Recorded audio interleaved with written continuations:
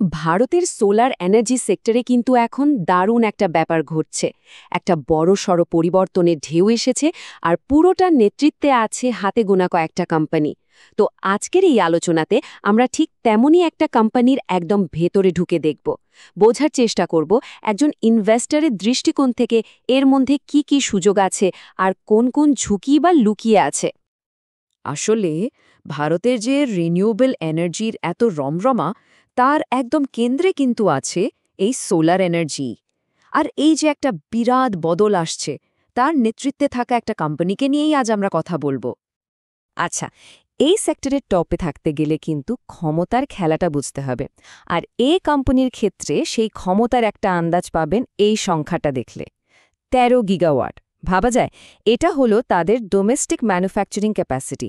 আর এই একটা সংখ্যায় বুঝিয়ে দেওয়ার জন্য যথেষ্ট যে ভারতের বাজারে এদের প্রভাব ঠিক কতটা।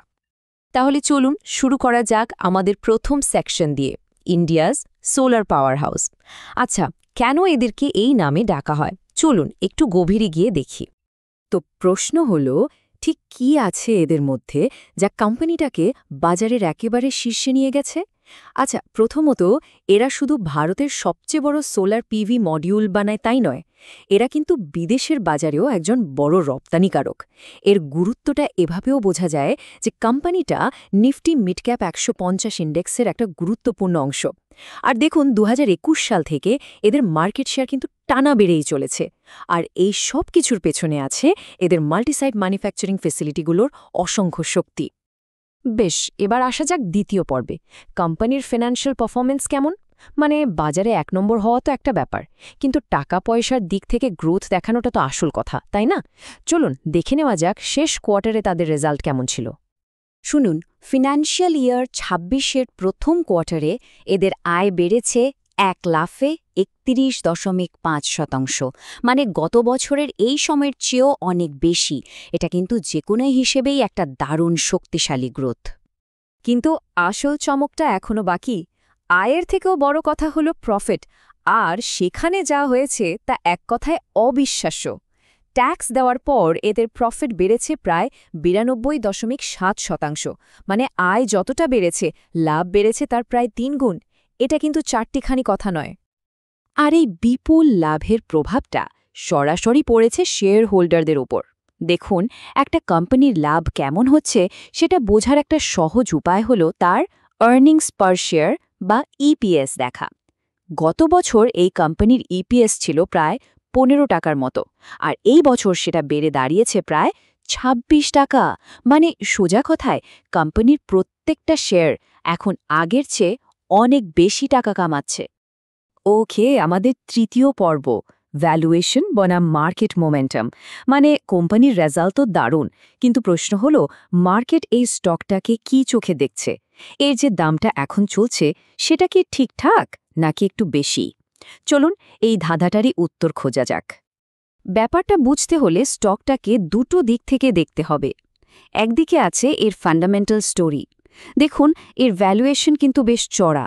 পি/ই রেশিও প্রায় ৪০ থেকে ৪৪-এর মধ্যে ঘোরাফেরা করছে। মানে কোম্পানি ১ টাকা লাভ করলে ইনভেস্টররা তার জন্য ৪০-৪৪ টাকা দাম দিতেও রাজি। কিন্তু কেন? কারণ কোম্পানির ভিতটা খুব মজবুত। ঋণ প্রায় নেই বললেই চলে। আর রিটার্ন অন ক্যাপিটাল এমপ্লয়েড বা আরওসিই প্রায় ৩৫%। অন্যদিকে যদি টেকনিক্যাল সিগন্যালগুলো দেখেন, সেখানে দেখা যাচ্ছে স্টকে একটা দারুণ মোমেন্টাম আছে। মানে দাম বাড়ছে। যদিও আরএসআই 68-এর কাছাকাছি চলে গেছে, যা একটা সিগন্যাল দেয় যে স্টকটা হয়তো ওভারবট জোনের দিকে যাচ্ছে। সব মিললে একটা স্ট্রং বাই রেটিং কিন্তু দেখা যাচ্ছে। তো পুরো ব্যাপারটা থেকে আমরা কি বুঝলাম? সোজা কথায় কোম্পানিটার গ্রোথ আর রিটার্ন এতটাই ভালো যে ইনভেস্টররা এর জন্য একটা প্রিমিয়াম দাম দিতেও রাজি। কারণটা হলো কোম্পানির ব্যালেন্স শিট খুব কনজারভেটিভ, মানে আর্থিক ভিত্তিটা বেশ পোক্ত। এবার আসি আমাদের চতুর্থ পর্বে, রিসেন্ট হেডলাইন্স, মানে সাম্প্রতিক খবরাখবর। দেখুন, শুধু ফিনান্সিয়াল রেজাল্ট দিয়ে তো আর সব কিছু হয় না। কোম্পানির পারফরমেন্স অনেকখানি নির্ভর করে বাইরের ঘটনার ওপর। আর সেখানে কিন্তু দুটো দিকই আছে, কিছু ভালো খবর আবার কিছু চিন্তার কারণও। ভালো খবরটা হলো একটা বিশাল সাফল্য এসেছে। কোম্পানিটা আমেরিকা থেকে 452 মেগাওয়াটের সোলার মডিউল সাপ্লাই করার একটা বিরাট অর্ডার পেয়েছে।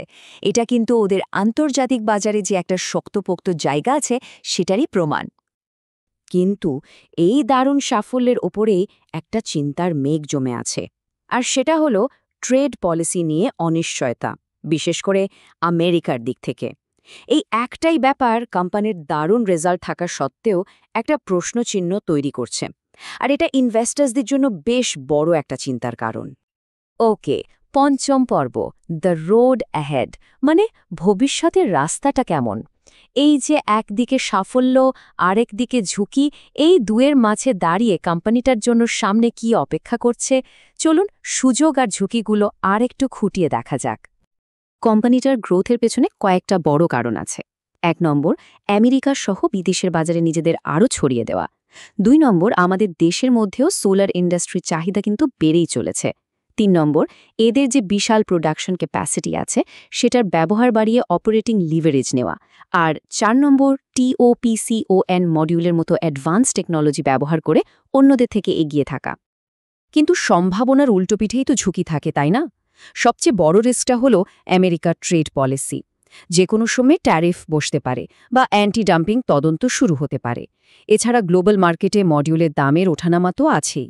আর হ্যাঁ, স্টকের যে চড়া ভ্যালুয়েশন সেটাও একটা ঝুঁকি, কারণ এখানে ভুল করার জায়গা খুব কম। সামান্য এদিক ওদিক হলেই কিন্তু বড় প্রভাব পড়তে পারে। বেশ, আমরা প্রায় শেষের দিকে চলে এসেছি। ষষ্ঠ পর্ব, অ্যানালিস্টদের ফাইনাল টেক। মানে এত সব কিছু জানার পর শেষ কথা কি? ইনভেস্টরদের জন্য ফাইনাল অ্যাডভাইসটা কি হতে পারে? অ্যানালিস্টরা ব্যাপারটাকে দুটো টাইম ফ্রেমে দেখছেন। শর্ট টার্মে, মানে আগামী কয়েক সপ্তাহ বা মাসের জন্য স্টকের মোমেন্টাম বেশ ভালো। যদি কোনো কারণে দাম একটু কমে ৩,২৭৫ থেকে ৩,৩০০ টাকার সাপোর্ট জোনের কাছাকাছি আসে, তখন একটা ট্যাকটিক্যাল এন্ট্রি নেওয়ার কথা ভাবা যেতে পারে। আর যদি লং টার্মের কথা ভাবেন, মানে আগামী ১-২ বছরের জন্য, তাহলে দৃষ্টিভঙ্গি কিন্তু পজিটিভ। কোম্পানি ফান্ডামেন্টালস খুব স্ট্রং, তাই দাম কমলে অল্প অল্প করে শেয়ার জমানো যেতে পারে। তবে হ্যাঁ, পলিসির ঝুঁকিটা মাথায় রেখে পজিশন সাইজ কন্ট্রোলে রাখাটা কিন্তু খুব জরুরি। তো সব আলোচনার শেষে একটা বড় প্রশ্ন কিন্তু থেকেই যাচ্ছে। একদিকে কোম্পানি রেকর্ড প্রফিট করছে, আর অন্যদিকে গ্লোবাল রিস্কগুলো রয়েছে। এই অবস্থায় এই সোলার লিডার কি প্রাইজড ফর পারফেকশন? মানে এর দামের মধ্যে কি এর সেরা পারফরম্যান্সটা ইতিমধ্যেই ধরা হয়ে গেছে? সম্ভবত এই প্রশ্নটার উত্তরের মধ্যেই লুকিয়ে আছে ভবিষ্যতের ইনভেস্টরদের সাফল্যের চাবিকাঠি।